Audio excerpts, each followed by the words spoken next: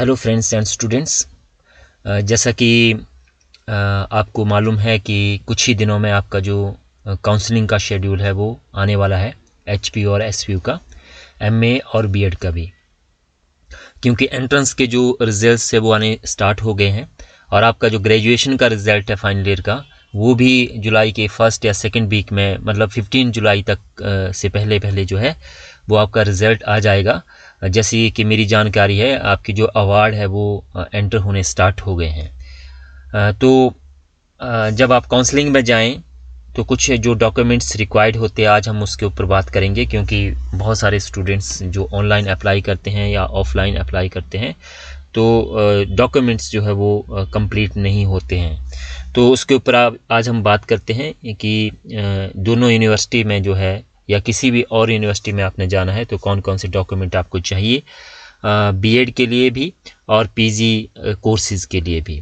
तो इसमें सबसे पहले हम बात करेंगे कि आपके जो कॉमन डॉक्यूमेंट्स है वो आपके पास होने चाहिए, जो सबके लिए कॉमन है। जैसे कि आपका मैट्रिक का रहता है, +2 का रहता है, ये आप सबको पता है। और इसके बाद जो इम्पोर्टेंट है वो है ग्रेजुएशन की जो मार्कशीट है आपकी, वो तीनों ईयर की जो है वो सेपरेटली होनी चाहिए। मतलब फर्स्ट ईयर, सेकंड ईयर और थर्ड ईयर की अलग अलग से आपके पास जो है वो मार्कशीट होनी चाहिए। ये आप ज़रूरी रख लें। और इसके साथ साथ जो फिर कंसोलिडेटेड आएगी लास्ट में आपकी, वो भी आपके पास होनी चाहिए, जिसमें कि पूरा का पूरा आपका जो है वो दिया होगा तीनों ईयर्स का।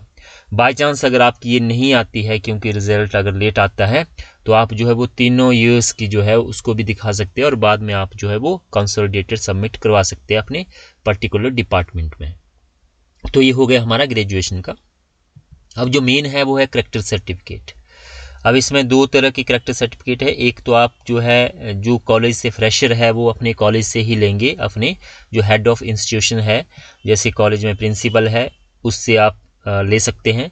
तो ये 6 महीने की इसकी वैलिडिटी होनी चाहिए। 6 मंथ्स से जो है वो ज़्यादा आपके पास ये नहीं होना चाहिए, है ना। तो 6 मंथ की वैलिडिटी इसमें रहेगी।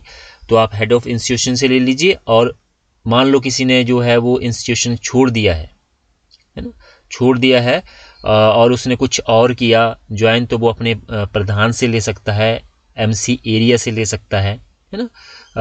जो प्राइवेट स्टूडेंट है, किसी ने प्राइवेट ग्रेजुएशन की है तो वो भी अपने पंचायत प्रधान से ले सकता है, या एमसी एरिया से जो है वो ले सकता है, या गेस्टेड ऑफिसर से भी ले सकता है, या जो आपके पास थाने का होता है उसकी 1 साल की वैलिडिटी रहती है, तो वो भी आप दिखा सकते हैं, है ना। तो मतलब 6 महीने से आपका जो है वो ज़्यादा ये नहीं होना चाहिए। इसके बाद हिमाचली सर्टिफिकेट है, खासकर जो गर्ल्स स्टूडेंट्स है उनके लिए काफ़ी इंपॉर्टेंट है, क्योंकि उसमें आपकी जो फीस है उसमें कंसेशन रहती है, जो ट्यूशन फीस है गर्ल्स के लिए। तो हिमाचली सर्टिफिकेट भी आप अपने जो है वो साथ में रखिए। तो ये है आपके कॉमन डॉक्यूमेंट्स। अब जो है वो कुछ रिजर्वेशंस के लिए या कैटेगरी के लिए क्लेम करेंगे तो उनके लिए कुछ और डॉक्यूमेंट्स हैं। तो इसमें अगर आप स्पोर्ट्स कोटे से जा रहे हैं तो आपके पास स्पोर्ट्स का सर्टिफिकेट होना चाहिए, नेशनल का है, स्टेट का है या डिस्ट्रिक्ट लेवल का है। तो ये आपका जो है जो भी स्पोर्ट्स कोटे से जिसने अप्लाई किया है तो ये सारे डॉक्यूमेंट्स आपके पास होने चाहिए। किसी ने कल्चरल कोटे से अप्लाई किया है तो उसके पास कल्चरल कोटा जो है वो होना चाहिए, उसमें जो भी क्राइटेरिया रहता है वो आप जो सर्टिफिकेट बना सकते हैं। इसके बाद आपकी कैटेगरी सर्टिफिकेट रहता है, तो ये आप जरूर रखें, ST SC OBC जो भी आपकी कैटेगरी है। और इसके साथ साथ जो EWS का, जो जिसने अगर EWS में अप्लाई किया है उसमें मुझे मालूम नहीं है एग्जैक्ट कि उसमें रिजर्वेशन है या नहीं है एमए में, तो EWS का जिसके पास है वो भी अपना सर्टिफिकेट जो है वो साथ में रखें। इसके बाद जो है वो सिंगल गर्ल चाइल्ड का सर्टिफिकेट है ना, कोई एक ही लड़की है तो उसके लिए भी यूनिवर्सिटी में जो सीट है वो रिजर्व है। ये इसकी जो कॉम्पिटेंट अथॉरिटी है वो SDM बनाता है इसको। तो ये भी आप जो है सिंगल गर्ल चाइल्ड का जो सर्टिफिकेट है, कुछ ऐसी लड़कियां हैं वो भी अपने साथ जो है इसको बना लें। इसके बाद NCC NSS का सर्टिफिकेट, ये पहले जब आपकी मेरिट बेस पे होती थी एडमिशन तब इसमें जो है वो आपको रिवार्ड मिलता था NCC NSS का।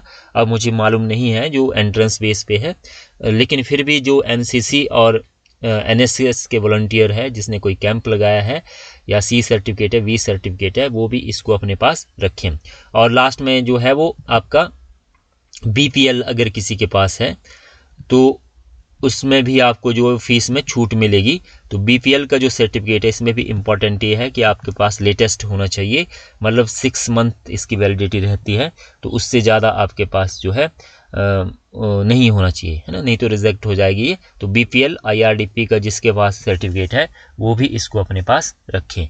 तो ये सारे के सारे सर्टिफिकेट्स जो है वो आपने एक ऑर्डर में अपनी फाइल में जो है वो लगा लेने हैं काउंसलिंग में, फिर आपको कोई भी दिक्कत नहीं होगी। जो ऑनलाइन कर रहा है उसको भी अच्छे से स्कैन करके जो है वो उसको अपलोड करना है। तो नेक्स्ट वीक जो है वो आपका शेड्यूल आ जाएगा, रिजल्ट आने स्टार्ट हो गए हैं, और इसमें जो काउंसलिंग का जब शेड्यूल आएगा तो फिर हम उस पर बात करेंगे। अगर आपकी कोई क्वेरी हो तो आप मुझे लिख सकते हैं। थैंक यू सो मच, धन्यवाद।